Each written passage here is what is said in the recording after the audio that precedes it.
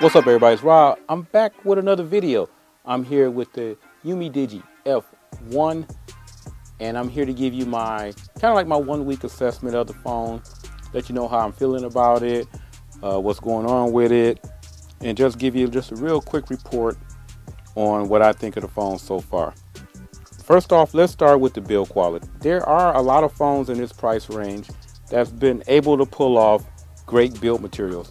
One example, the new Umidigi G3 Plus has a glass back, have a very premium feel, looks real great, and has a great feel in the hand.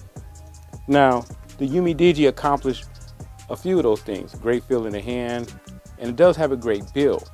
But I'm somewhat dissatisfied with some of the materials that the phone is made with on the back with the plastic build.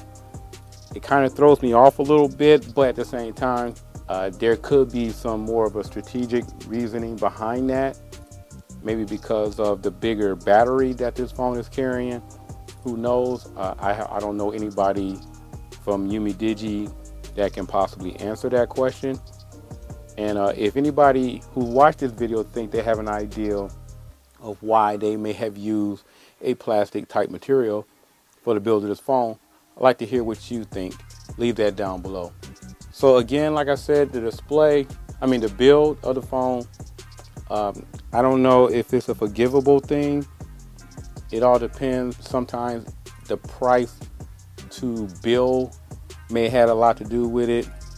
You know, sometimes you may have to go in a little short on one end to make up for something on another end.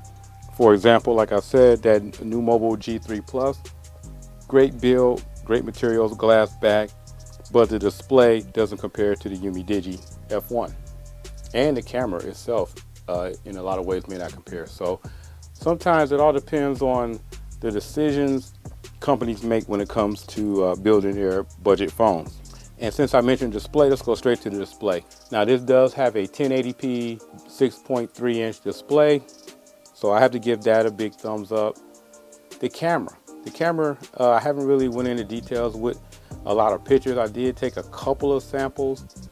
The one thing that I did notice is that in a lot of night shots, this phone does suffer. Maybe some software updates. I think a lot of the issues could be based on software and not so much with the camera sensors that's built into this phone. I don't know Umidigi's history when it comes to software updates. Those who are familiar with the company, you can also leave comments down below. Do they give a lot of timely updates? I'm not just talking about security updates. Security updates are real cool, but sometimes I would prefer software updates to help improve the phone.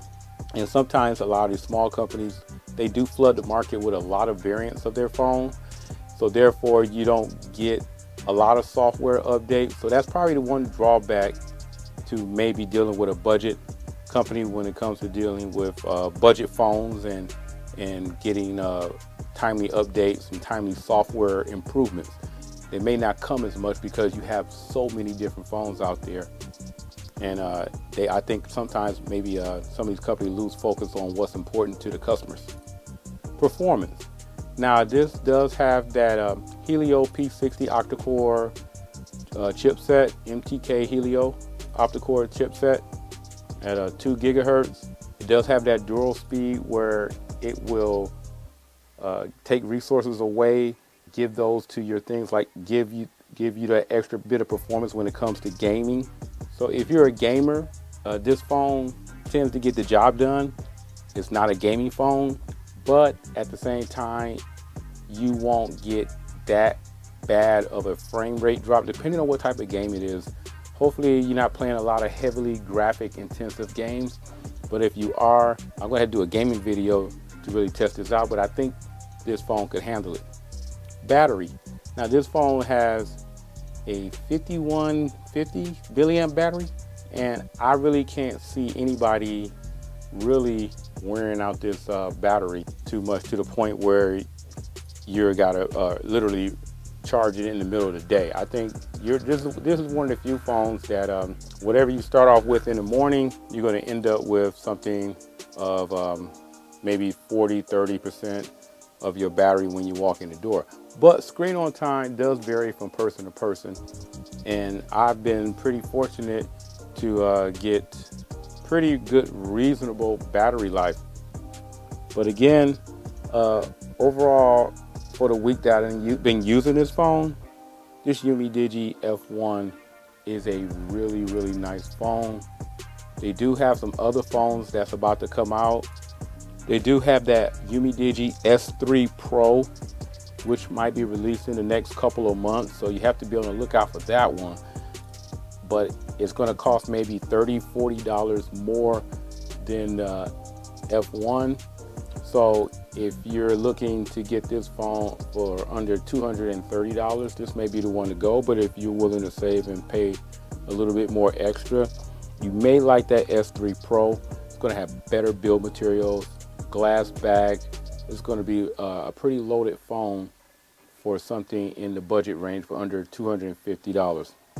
So really, to be honest with you, you really can't lose. If you get this phone, you're going to be pretty much happy with it. Great performance. And again, if you get the new one that's going to come out in a couple of months, the S3 Pro, that one is going to be a beast also. This phone works really well on T-Mobile. It does work with Wi-Fi calling. I don't know if AT&T has Wi-Fi calling, but all the GSM networks, this phone runs pretty nice.